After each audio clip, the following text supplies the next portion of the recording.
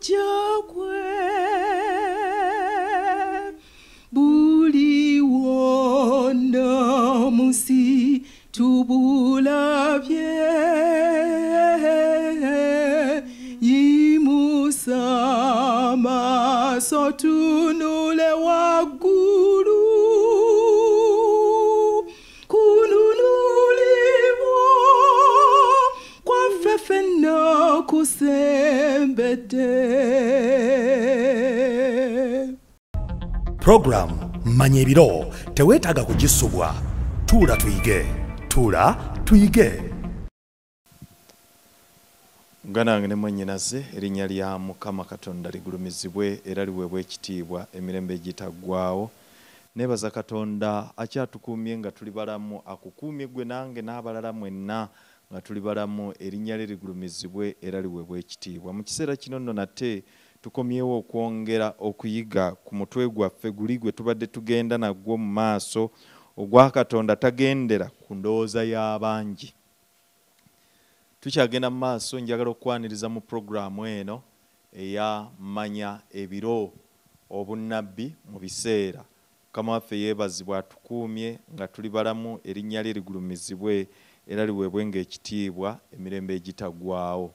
Nga tugenda mu maaso n'omutwe ogwo nga tetunnaba kutandika, nja kusaba muganange ne mwannyinaze weewombeeke wonna w'oli tuweeyo okusaba nga tugenda mu kitundu kyaffe kino ekyokusatu kye tugenda tuyigako ekya Katonda tagendera ku ndowooza y'abantu abangi. Katuweeyo okusaba.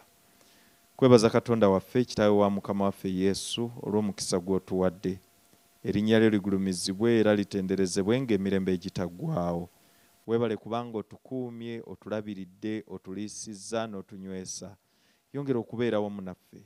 Tuwe Mwoyo Omutukuvu atulungamye mu bigambo bino bye tugenda okuyiga. Tusaba otukulembere mu byonna, ekisa kyo n'okwagala ku bituwambaatire, mu linnya lya Yesu Kristo Mukama waffe bwe tusabye. Amiina. Bassebo ne bannyabo, tuzze tulaba mu bitundu biri ebibiri ebyasooka. Mu kitundu ekyokubiri twalaba obwakabaka obulala obw'emirundi ebiri, kuva ku bwakabaka obwokusatu n'obwakabaka obwokuna. Naye ate ne tulaba nti mu bwakabaka obwokuna mwavaamu obwakabaka ate obulala 10. Ate mu bwakabaka 10 ne wasitukayo ate obwakabaka obulala obutono. Obwakabaka obulala obutono bwe bwasituka ne butandika okusinziira ku Daniel 7:25 yagamba nti aliwaayo biriweebwayo mu mukono gwe, alirowooza okukyusa ebiseera n'amateeka era biriweebwayo mu mukono gwe. Kino twakiraba nga kyakolebwa. Twalaba mulundi guli ogwayita nti obwakabaka bwa Ruumi Enkafiiri bwayigganya Obukristaayo, naye Sitaani bwe yalaba ng'ekyo tekikola, nga Abakristaayo beeyongera bweyongeza, ate n'addira Abakristaayo ne batandika okutta Abakristaayo bannaabwe. Mu mbeera efaanana bw'etyo ne tulaba nti embeera eyakyuka, ebintu ne bigenda nga bitandika okukyuka, era mu akayembe kano akatono akoogerwako ng'obwakabaka obutono bwe kaatandika okukola bye kaakola byonna, embeera n'etandika okukyuka. Bwe twalaba luli nga katandise okukyusa ebitabo, twalaba mu kitabo kye bayita Catholic Encyclopedia, bwe twalabira mu volume eyo ey'okuna page 153, we yayogerera nti ekkanisa oluvannyuma lw'okukyusa olunaku lw'okuwummula, yakyusa olunaku lw'okuwummula, si Katonda naye ekkanisa ye yakyusa olunaku olw'okuwummula. Njagala nno tugende mu maaso nga tulaba mu bukakafu bw'ebyafaayo abawandiisi kye boogera ku kukyuka kwa sabbiiti eno. Omuwandiisi omu gwe bayita Karl Keating mu kitabo kye bayita Catholicism and Fundamentalism, Karl Keating agamba nti abo abeekuumira mu kugamba nti ebyawandiikibwa bye bituufu bwe bakuŋŋaana ku Sunday, ndi ku mukatabaako page 38, bakayita Catholicism and Fundamentalism, page 38, kawandiikibwa Karl Keating agamba nti abo abeekuumira nga bagamba nti ebyawandiikibwa bye binywevu era bye bisaanidde okutambulirwako, bwe bakuŋŋaana ku Sunday wadde nga tewali bukakafu mu Bayibuli nti okusinza okwawamu kwali kwakuba ku buli Sunday, sabbiiti y'Abayudaaya okuba olunaku olw'okuwummula. Kankiddemu, abo abeekuumira nga bagamba nti ebyawandiikibwa bye bisaanye okugobererwa. Bwe bakuŋŋaana ku Sande wadde nga tewali bukakafu mu Bayibuli nti okusinza kwa wamu kwali kwakuba ku buli Sande, Sabbiiti y'Abayudaaya oba olunaku olw'okuwummula, Sabbiiti y'Abayudaaya oba olunaku olw'okuwummula mu butuufu lwali Saturday. Yali Ekereziya Katolika eyasalawo Sande lubeere olunaku olw'okusinzirizaako, era Abakristaayo nga bakuza amazuukira. Agambye nti teyali nteekateeka ya Bayibuli, si nteekateeka ya Katonda, si ya byawandiikibwa, naye nteekateeka ya Ekereziya okukyusa, nteekateeka ya bukulembeze obwa Paapa bwe tuba tugamba. Nteekateeka ya bukulembeze obwa Paapa bwe bwabuzaabuza Ekereziya okukola kino, bwe bwabuzaabuza ekkanisa okukola kino ekyakolebwa, so si nteekateeka ya byawandiikibwa bitukuvu. Olw'ekyo agenda maaso Controversial Catechism n'abuuza ekibuuzo peegi 53 ng'abuuza Abaprotestant bwe bakola emirimu ku Saturday oba olunaku olw'omusanvu mu wiiki, olwo baba bagoberedde ebyawandiikibwa ng'ensibuko yokka ey'okukkiriza kwabwe? N'addamu n'agamba ekyokuddamu nti nedda, mu kukola kino bagoberera bulombolombo. Mu kutyoboola Saturday balinnyirira erimu ku mateeka ga Katonda okusinziira ku misingi gyabwe eritaggibwangawo erigamba nti jjukira olunaku olwa Sabbiiti okulutukuzanga. Olw'ekyo muganda wange ne mwannyinaze, bino byonna bikolebwa, naye ng'ekinyusi kiri kiki? Bayibuli yatugambye, twagiraba ng'etugamba mu Daniel essula ey'omusanvu olunyiriri olw'24 okutuusa ku 25 nti alyogera ebigambo ebikulu eryo yali waggulu ennyo. Okwogera ebigambo ebikulu ekyogerwako wano kye kiki? Okwogera ebigambo ebikulu ekyogerwako kwe kuddira ekigambo kya Katonda n'okirinnyirira, kwe kuvvoola Katonda, kwe kuggyawo ekitiibwa kye n'ozzaawo ekitiibwa eky'abantu, kwe kukwata mu biragiro bye n'obikyusakyusa nga ggwe bw'oyagala. Olw'ekyo muganda wange ne mwannyinaze, bino ebyogerwako wano tekuli kutiisatiisa, tekuli kuvumirira, naye kulaga nsi, kulaga ggwanga, kulaga bantu nti waliwo ekisaanidde okutereezebwa mu Bukristaayo, nti waliwo ekitagenda bulungi. Musajja oli Calcitting tumulabye agamba nti Sande yakyusibwa nga si lwe lunaku olwali olw'okusinza, naye yakyusibwa bukyusibwa, Sabbiiti yakyusibwa bukyusibwa n'eteekebwa ku lunaku olwa Sande. Ate ono wa Controversial Catechism gwe bayita Stephen Keenan, Reverend Mulamba, ye n'agamba nti gano ge mazima ddala. Aleeta ekibuuzo kyennyini ng'abuuza ti okukuuma Sande ddala kisaanidde mu kifo ky'okukuuma Sabbiiti? Era mu kitabo kye kimu n'addamu nti nedda. Muganda wange ne mwannyinaze, ekkanisa ey'omu mirembe egy'omu masekkati egamba nti erina obuyinza, era egamba nti erina amaanyi okukyusa, era egamba nti Abaprotestanti abo abagamba nti bayimirira ku Bayibuli ng'ekigambo kya Katonda, bwe batakuuma Saturday baba bamenya ekiragiro kya Katonda. Olw'ekyo kitegeeza nti kino nakyo bakimanyi bulungi nti ekiragiro kya Katonda kigamba kuuma Saturday nga lwe lutukuvu. Olw'ekyo kiba kitegeeza nti bw'okuuma Sunday kitegeeza nti okkiriza obuyinza obw'obukulembeze obw'obwa Paapa, so si obuyinza obw'obwa Katonda, nti okkiriza obuyinza obw'obulombolombo, the papacy system bwe yateekawo. Mu mbeera efaanana bw'etyo agamba ebigambo bino omusajja omu eyawandiika Dr. X ayogera n'agenda maaso n'ayogera ebigambo bino ng'agamba nti bassebo ne bannyabo Martin Luther nga bwe yali omusajja ono Catholic theologian ayitibwa Dr. X bwe yali arizoninga ku debate eya Martin Luther nga ayogera nga nyweza ekigambo ekigamba nti Bayibuli era Bayibuli yokka yesaanidde okugobererwa. Ek bw'aba akwotingibwa mu kitabo ekiyitibwa Canon and Tradition ayogera ebigambo bino, omusajja ono ayogera ebigambo mu kitabo ekyo n'agamba nti obuyinza bw'ekkanisa n'olwekyo tebuyinza kussibwa wamu na buyinza bwa byawandiikibwa. Canon and Traditions, page 263, agamba nti obuyinza bw'ekkanisa n'olwekyo tebuyinza kussibwa wamu na buyinza bwa byawandiikibwa, nti kubanga ekkanisa yali yakyusa Sabbiiti okugizza ku Sande, si lwa kiragiro kya Kristo naye lwa buyinza bwayo. Muganda wange ne mwannyinaze ono akyogera lwatu nti obuyinza obw'ekkanisa, obuyinza obw'enkola eya papase system tebuyinza kussibwa wamu na byawandiikibwa nedda. Ekyo tekisoboka. Nti lwaki? Nti kubanga bwakyusa Sabbiiti ne bugijja ku Saturday ne bugizza ku Sunday. Kakati olwekyo tebwakikola lwakubanga Kristo yalagira, tebwakikola lwakubanga Katonda yalagira, lwakubanga byawandiikibwa byalagira, nedda, naye lwa buyinza bwabwe. Bw'atyo bw'agamba. Olwekyo muganda wange ne mwannyinaze, ebiwandiiko bino byongera tukakasa ki? Bino byonna byongera tulaga nti tulina okubeera abeegendereza. Byongera okutulaga nti Mukama waffe Yesu Kristo alina kyayagala tukole, naye ate waliwo n'obulombolombo bw'abantu kye bugamba ekirina okukolebwa.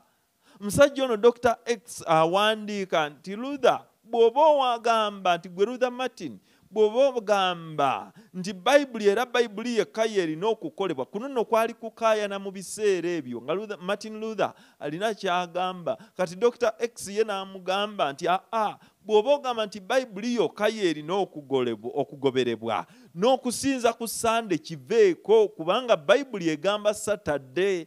Era tesobola kugattibwa, obuyinza bw'obwa Papa tebusobola kugattibwa wamu na bwa byawandiikibwa. Gwe bw'oba ogamba nti byawandiikibwa byokka by'oba ogoberera. Olwekyo muganda wange ne mwannyinaze agamba nti obuyinza obw'okukyusa Saturday okugizza ku Sabbiiti okugizza ku Sande tebwali buyinza bwa byawandiikibwa, naye buyinza bw'Ekereziya, buyinza bw'Ekereziya ey'e Roma, buyinza bwe bagamba nti bwo busukkulumye ne ku byawandiikibwa ebitukuvu. Kino nno kitegeeza ki? Bwe buba busukkulumye ne ku byawandiikibwa ekitukuvu, kye bategeeza nti kakati obuntu ekitonde kisinga ne Katonda amagezi. Olwekyo muganda wange ne mwannyinaze era bongera kulaga nti ekitonde obutonde kisinga ne Katonda obuyinza, kisukkuluma okusinga Katonda. Bayibuli egamba mu Malaki essula ey'okusatu olunyiriro lw'omukaaga nti nze ndi Mukama sijjulukuka, for I am the Lord, I change not, I do not change. Sijjulukuka, sikyukakyuka. Bebbulaniya 13:8 n'ayongerezaako Yesu Kristo ng'agamba nti jjo na luli y'omu, takyuka. Nti Yesu Kristo y'omu leero na luli nejjo, asigala nga y'omu mu buli mbeera yonna. Muganda wange ne mwannyinaze, Adamu ne Kaawa mu Adeni baakuuma Sabbiiti olw'okujaguliza n'okusanyukira mu buyinza bwa Katonda obw'obutonzi. Olwekyo kye yatonda ekituukiridde. Abaana ba Isirayiri Katonda addamu okubayigiriza baddemu okujaguliza mu buyinza bwa Katonda obw'okumugulumiza ng'omutonzi. Si kyekyo kyokka, ng'abanunudde. Olwekyo Sabbiiti Adamu bw'agoberwa mu lusuku Adeni efuna akabonero akalala, ke kaliwa ak'obulokozi, ak'obununuzi bw'omuntu. Y'ensonga lwaki Katonda abaana ba Isirayiri abagamba jjukira okukuumanga. Olwekyo muganda wange ne mwannyinaze eteekebwa mu kigambo kya Katonda mu mateeka gano 10 okwongera okunyweza endagaano ya Katonda wakati we n'abantu be, nti ye Katonda yekka asobola okubalokola, asobola okubatukuza. Yeraga obuyinza bwa Katonda mu kutukuza omuntu mu kumuggyamu ekibi. Sabbiiti bwekuumibwa, Sabbiiti eyo tuba tujaguliza ebintu bibiri. Tuba tujaguliza tujaguza okutondebwa kwaffe, okuweebwa ensi okugifuga, ate era ne tujaguza olw'okulokolebwa kwaffe okuyita mu Yesu Kristo, mwe tutassa kintu kyonna naye okwatuweebwa obuweebwa, obununuzi bwaffe okuva mu kibi. Mu mbeera efaanana bw'etyo y'ensonga lwaki n'abayigirizwa baagikuuma ne bagitambuliramu. Y'ensonga lwaki Katonda awa okulabula Danyeri ng'atulaga nti walibeerawo amaanyi agalijja, obuyinza obulijja nga si bwa Katonda naye nga bwa muntu, obuyinza obulijja obwa Setaani ng'akozesa muntu okukyusa amateeka ge, obuyinza obwo ng'akozesa muntu akyuse essabbiiti ye. Olw'ekyo muganda wange ne mwannyinaze, okusinza ebirala byonna ku lunaku olulala lwonna, okusinza ku lunaku olwa Sande kuba kuseseetuka kuva ku kusinza okutuufu, kuva ku kusinza oyo asaanidde okusinzibwa. Musajja ayitibwa John Eard kyeyava agamba ebigambo bino. John Eard agamba ebigambo mu kitabo ekimu n'atugamba bw'ati. John Eard agamba nti Sabbath, a Hebrew word signifying rest, Sunday was the name given by the heathens. Ti Sabbiiti ekigambo eky'Obuleebulaniya ekitegeeza okuwummula. Nti Sabbiiti ekigambo eky'Olwebbulaniya kitegeeza kuwummula. Sande lyali linnya eryaweebwa abakaafiiri. Agenda maaso n'agamba nti olunaku olusooka mu wiiki, nti lyali linnya eryaweebwa abakaafiiri olunaku olusooka mu wiiki, kubanga ku olwo lwe baasinzirizangako enjuba. Olw'ekyo muganda wange ne mwannyinaze, luno terwali lunaku lwa kusinzirizaako Katonda, nedda. Luno lunaku abakaafiiri be baalukozesanga lwawalulibwa nga luyingira buyingizi mpola mpola, nga luyingira mpola mpola mu kkanisa. Era emirembe bwe jjajja nga giyita, abantu nga bakuumiddwa mu kizikiza, abantu nga tebakkirizibwa kusoma bayibuli zaabwe, abantu nga tebakkirizibwa kukwata ku kintu kirala kyonna ekyerabalaga omusana, abantu nga tebakyalya, kubanga olunyiriri lwatugambye ensolo ey'okuna erirya n'emala okukuta n'esambirira n'erinnyirira. Kati mu kulinnyirira kuno, ensolo eno ey'okuna bw'erinnyirira ekigambo kya Katonda ate nga yasooka kirya n'ekitegeera. Muganda wange ne mwannyinaze, Sitaani ky'anoonya kye kiruwa? Sitaani anoonya kulaga buyinza bwe, Sitaani anoonya kulaga bukulu bwe, Sitaani anoonya kulinnyirira kigambo kya Katonda na kumenyaamenya biragiro bya Katonda. Sitaani ky'anoonya kwe kukulembera ekkanisa ng'agitwala mu bikyamu, kwe kugikulembera ng'agitwala mu bulombolombo obw'okusinza abakaafiiri bwe baakolanga, obw'okusinzanga enjuba. Bwe tukkiriza okusinza ku lunaku lugambibwa nti Yesu Kristo lwe yazuukirirako, ate nga ye takyogeranga mu kamwa ke, tuba tukoze ensobi, kubanga ye yatugamba ti kino kye munaakolanga olw'okujjukiranga okufa kwange n'okuzuukira kwange. Bakoliisa essula ey'ekumi olunyiro lwa 25 n'olwa 26, ti bwe munaasemberanga ku mmeeza eno munajjukiranga okufa kwange n'okuzuukira kwange. Ekyo kye yatugamba okukola ekitujjukiza okufa kwe n'okuzuukira kwe, so teyatugamba kusinza ku lunaku lwa Sande. Ekyo takyogerangako. Enkola entuufu, akabonero ak'okuzuukira tukajjukirira mu kufa, mu kusembera ku mmeeza ya Mukama waffe. Bwe tukkiriza okusinza ku lunaku olwa Sande nga tulowooza nti olwo tuba tukuumye akabonero ak'okuzuukira, tuba tukoze abantu kye balagidde, so si Katonda kyalagidde. Kano kabonero ka bukalabakalaba nga obwamisota Setaani kakozesa okukulembera abantu bonna okubajja ku kituufu. Gana ne mwannyinaze, njagala okukutegeeza, Abamisiri, Abababulooni n'amawanga gonna agaali tegakkiriza mu Katonda gaasinzanga enjuba. Era enjuba eno buli lwe yavangayo ku makya ng'enjuba tennavaayo, buli lwe yavangayo ng'abantu bavaayo ne bavunnama ne bagisinza ng'evaayo. Abaluumi olunaku luno baaluyitanga olwa Solis Dies, olunaku Sunday olw'enjuba, olunaku olwa Katonda njuba, first day of the week.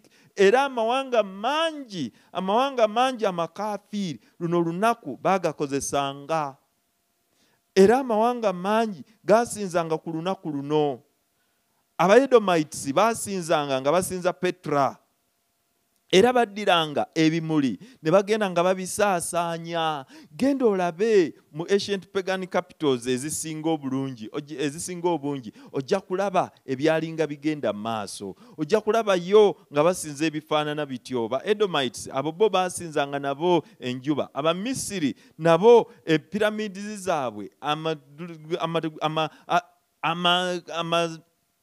amasiro gaabwe mwe baziikanga bakabaka baabwe ojja kisanga nti kyekimu ekyakolebwanga. Ganange ne mwannyinaze kiki tutegeeza, kiki twogerako, nti ekiseera kituuse tutandike okugoberera amazima ga Katonda, nti ekiseera kituuse tuve ku kikyamu, nti ekiseera kituuse tutambulenga Katonda bw'ayagala, nti ekiseera kituuse tulekeraawo okuvunnamira bye tutategeera, kubanga Bayibuli etugamba etya, Yokaana essula ey'okuna Yesu Kristo mwennyini yabyogera nti ekiseera kijja era kituuse abantu abasinza Katonda lwe balimusinza mu mwoyo ne mu mazima. The time has come and it is now where true worshippers of God will worship God in truth and in spirit. In spirit and in truth.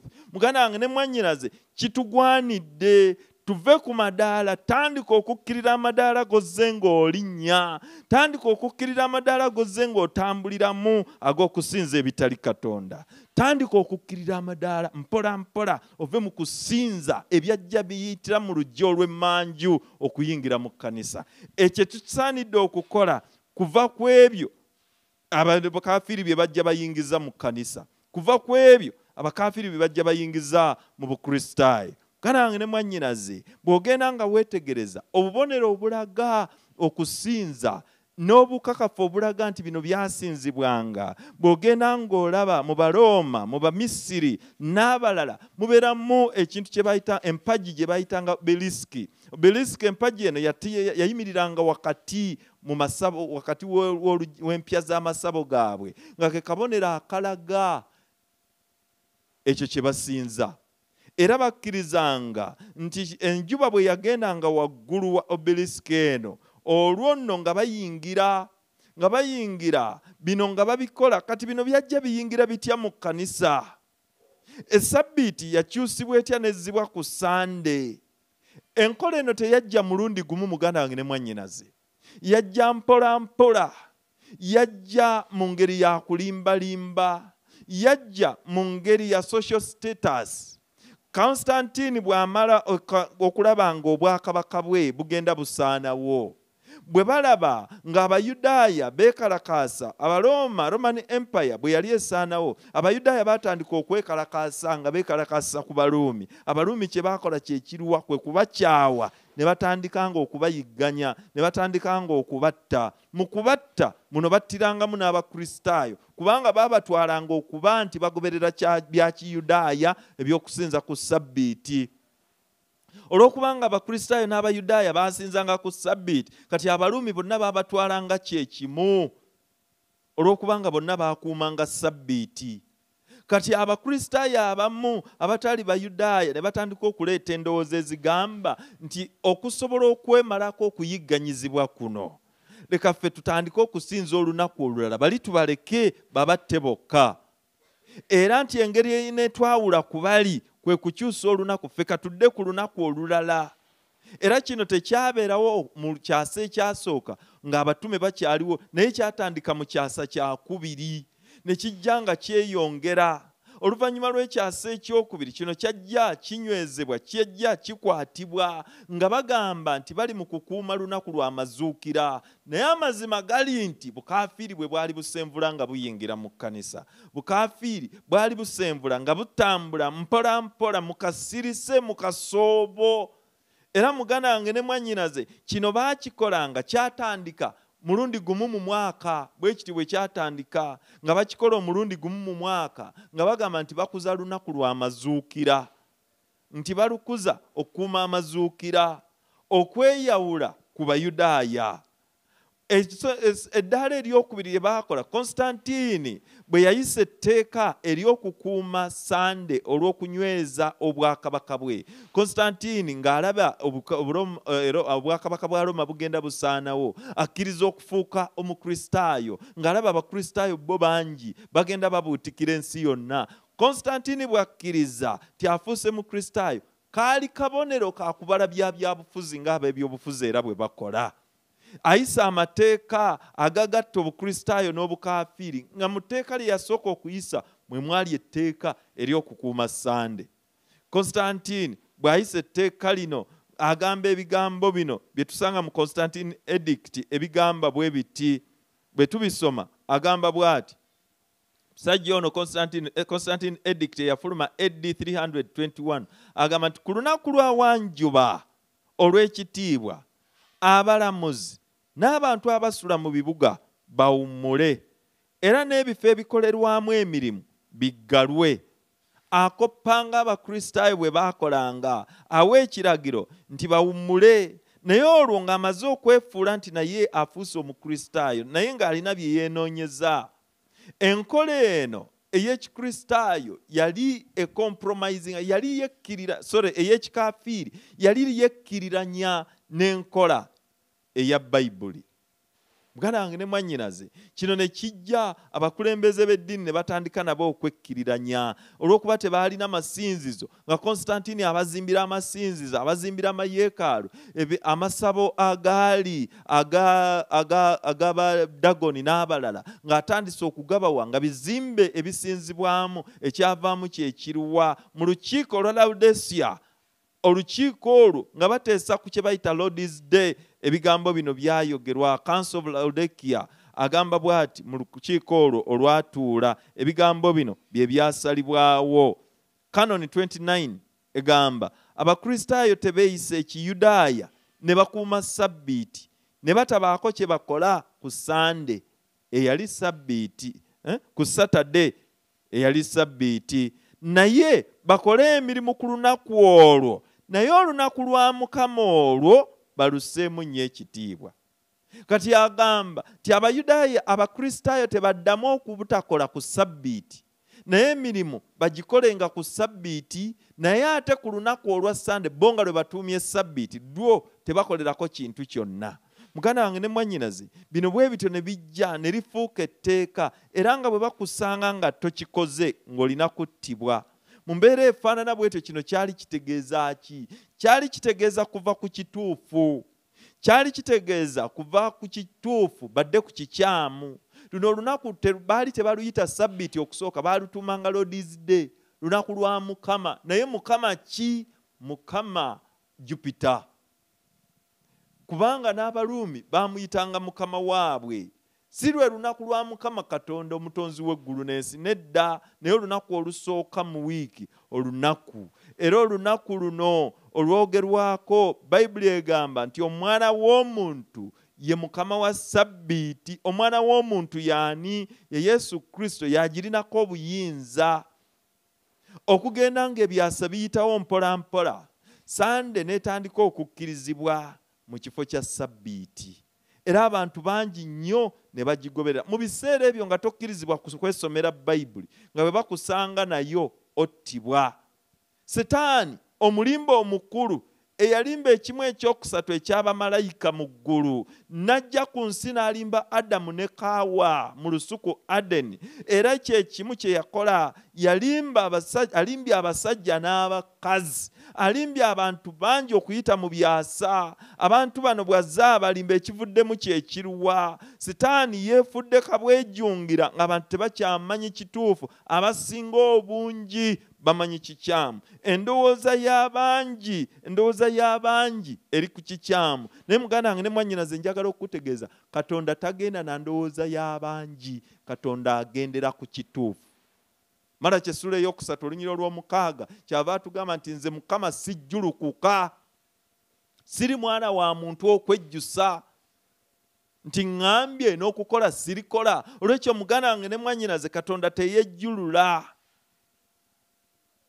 Muganda wange ne mwannyinaze, njagala okukutegeeza, Adamu ne Kaawa bwe baalimbibwalimbibwa ffenna twagwa. Baali batukuvu, baali batuukirivu, naye Setaani n'abalimbalimba. Era bw'atyo bwe yajja nga alimba n'abakulembeze b'ekkanisa mu kyasa ekyasooka, bw'atyo bw'agenda ng'alimbalimba n'abantu mu kiseera kino. Yokaana 14 olunyiriri olw'omukaaga Yesu Kristo ayogera atya? Yokaana 14 olunyiriri olw'omukaaga agamba, nze kkubo n'amazima n'obulamu, teri ajja eri Kitange okuggyako ng'ayise mu nze. Muganda wange ne mwannyinaze, Yesu Kristo ge mazima. Bw'akugamba otambule nga ye, ogwanidde kutambula nga ye. Njagala okukutegeeza muganda wange ne mwannyinaze, tewali walala wonna. Yokaana essula ey'omunaana olunyiriri olw'44 atugamba atya? Atugamba nti Sitaani ye mulimba era taata w'obulimba bwonna. Setaani azza alimbalimba abantu okuyita mu byasa, nakati akyalimba abasinga obungi abalimbye, era abasinga obungi bagamba ffe, abasinga obungi tukkiriza kino. Mwate abatono mugamba bwe muti Katonda tagenda na ndowooza y'abangi, Katonda agenda na kituufu. Muganda wange ne mwannyinaze, Yesu Kristo yawa okulabula mu Matayo essula ye-15 olunyiriri olw'okusatu n'agamba nti lwaki mumenyera ddala ekigambo amateeka ga Katonda nga mugoberera obulombolombo bwammwe. Muganda wange ne mwannyinaze, okulondawo kukwo, okulondawo kwange, okulondawo kwa buli muntu, luli Katonda yaleka ggwanga ddamba erya Isirayiri. Ku mulundi guno agenda kuleka bantu, tagenda kulonda ggwanga, tagenda kulonda kkanisa, agenda kulonda buli muntu ng'okusalawo okwo bwe kuli. Osalawo ki?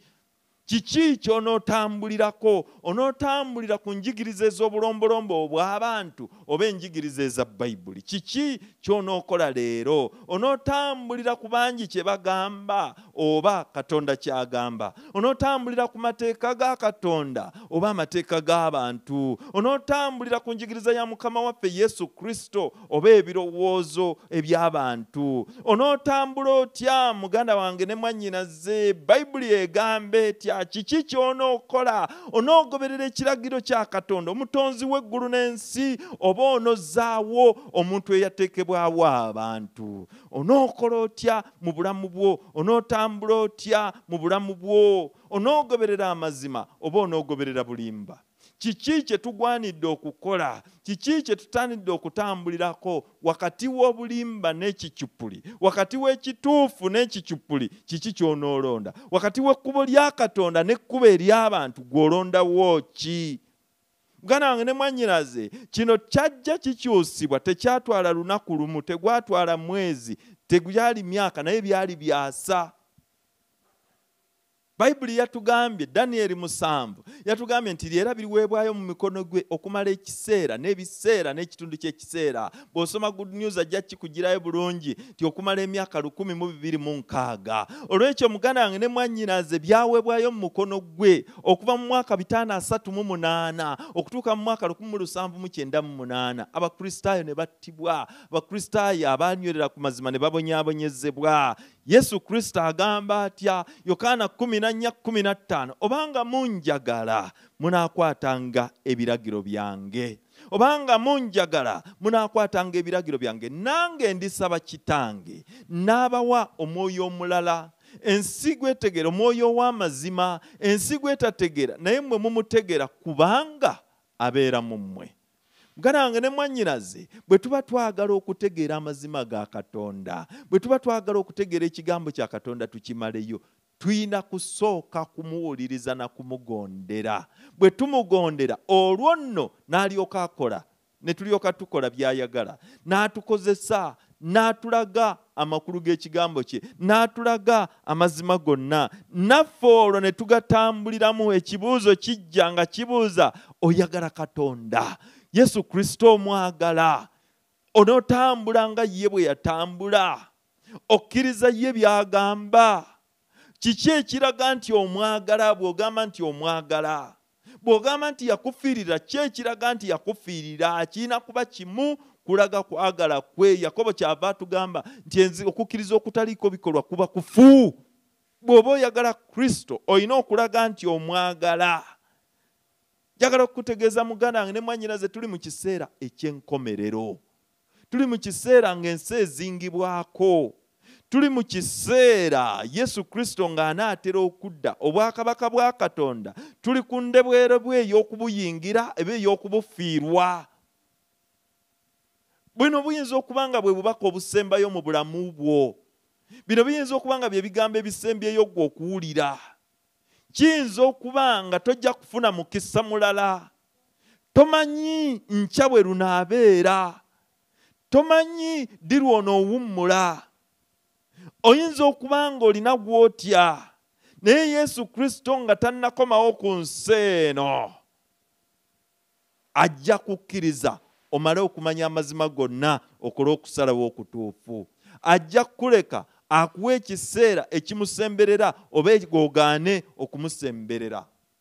Buno obubaka obuwuliriza naye nga bw'oba obulaba era ng'obuwuliriza ebigambo bino ayogera naawe nga gamujje gye ndi mwenna abakoyera abazitoowereddwa. Abantu beetisse emigugu, abantu batambudde n'ebitali bya Katonda, abantu babakozesezza ebitaliimu. Juzi nabadde ndaba ng'oli ayimiridde mu mazzi ali yeeyambudde yenna naye nga yimiridde mu pipa bw'asenamu amazzi awa abantu banywe bw'abawa mikisa. Emikisa tegiri mu oyo, mujje gye ndi mwenna abakoyera abazitoowereddwa nange n'abawummuza. Yesu Kristo bw'agamba ozitoowereddwa n'agazibwa ag'ensi. Agamba bw'ati balina omukisa abalumwa ennyonta olw'ekigambo kya Katonda. Ennyonta eyo yasobola okugimalawo yekka. Bw'ogenda waali ayagala kusisinkana nga bwe yasinkana omukazi oli ku luzzi, akuwe amazzi ag'obulamu, akuwonya ennyonta ekutawaanya.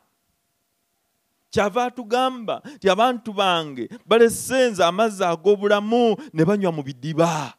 Lwaki onywa mu bidiba? Lwaki tonywa ku Yesu Kristo ensula ey'obulamu? Lwaki onywa ku mazzi agasiikuuse? Lwaki toweetuukira ku nsulo mu kigambo kya Katonda ne weenywera? Lwaki olinda okusomera obusomezi? Ekiseera kituuse era kye kino muganda wange ne mwannyinaze we tulina okukyuka tudde eri Katonda. Ayita n'ekisa ng'ayagala tudde gy'ali. Kyava agamba ebigambo bino. Laba nyimiridde ku luggi neeyanjula.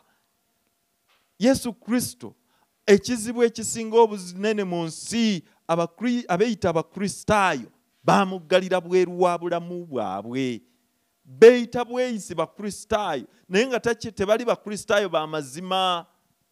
Baamuggalira bweru ku Bikulula 3:2 kyava yeegayirira ku luggi ng'akonkona ayagala ayingire mu bulamu bwo, ayagala ayingire mu mutima gwo, ayagala omuwa obulamu bwo. Lwaki tomuwa bulamu bwo? Mu kiseera kino nga tuli mu kiseera eky'enkomerero, nga tuli ku kalebwerebwe, tuli kumpi nnyo ddala okuyingira mu bwakabaka bwa Katonda, so nga ate era tuli kumpi nnyo ddala okubusubwa. Onoolondawo ki? Kiki ky'onookola? Yesu onoomuwa obulamu bwo? Yesu Kristo nga tannaba kudda ku nsi eno asazeewo obubaka bubune mu buli ngeri yonna. Asazeewo obubaka buyite mu buli mukutu, ku zi radio, ku ma TV, mu social media, buli wantu wonna butuuke ku bantu bonna. Era nga ne kaakati bwe bukutuuseeko gwe, ekiseera kyo kye kino, tolinda kiseera kirala. Onookola otya? Lwaki towaayo obulamu bwo eri Yesu? Genda gy'ali, waayo obulamu bwo, mukkirize ng'omulokozi wo. Leka akukwate ku mukono akusitule. Anaakuwanirira, anaakuwanguzisa byonna, anaakuwa byonna. Mukama akumpeera omukisa muganda wange ne mwannyinaze nga tuwangula byonna, nga tuwaayo obulamu bwaffe gy'ali, nga twesiba ku lwa Yesu atusitule, atuwanguzise, ekisa kye n'okwagala kwe bituwambaatire. Tubeere mu abo abatagoberera bulombolombo naye tubeere mu abo abatambula ng'abawanguzi. Tubeere mu abo be yaweerayo obulamu bwe. Muganda wange ne mwannyinaze, ekiseera kituuse era kye kino. Amazima gali nti Abafalisaayo n'Abayudaaya n'eggwanga lyonna erya Isirayiri lyagoberera abakulembeze baabwe ab'eddiini ne bava ku bya Katonda. Bwe baava ku bya Katonda, Katonda n'abawa omukisa beenenye naye ne bagaana. Katonda n'abawa omukisa bamukyukire naye ne bagaana. Abantu ne basalawo okugoberera Abafalisaayo mu kifo ky'okugoberera ekigambo kya Katonda. Masiya Yesu Kristo n'ajja mu bo n'abeera nabo okumala emyaka 30 naye ne balemwa okumutegeera. N'abeegayirira bajje gy'ali naye ne bagaana okumutegeera paka Yesu Kristo lwe yafa n'azuukira. Abayigirizwa ne basigala nga babeegayirira naye era ne bagaana. Muganda wange ne mwannyinaze, ekiseera kituuse era kyekino tutambule nga Katonda bw'ayagala. Ekiseera kituuse era kyekino tukole ebyo by'atugamba. Ekiseera kituuse era kyekino tutambule mu kkubo lye ery'okusaasira, atuwanguzise. Teri ngeri yonna gye tusobola kwewaayo okuggyako nga twewaddeyo eri Yesu Kristo. Teri ngeri yonna gye tusobola kuwangula nsi eno okuggyako nga twewaddeyo eri Yesu Kristo n'afuga obulamu bwaffe. Mukama akumpeera omukisa.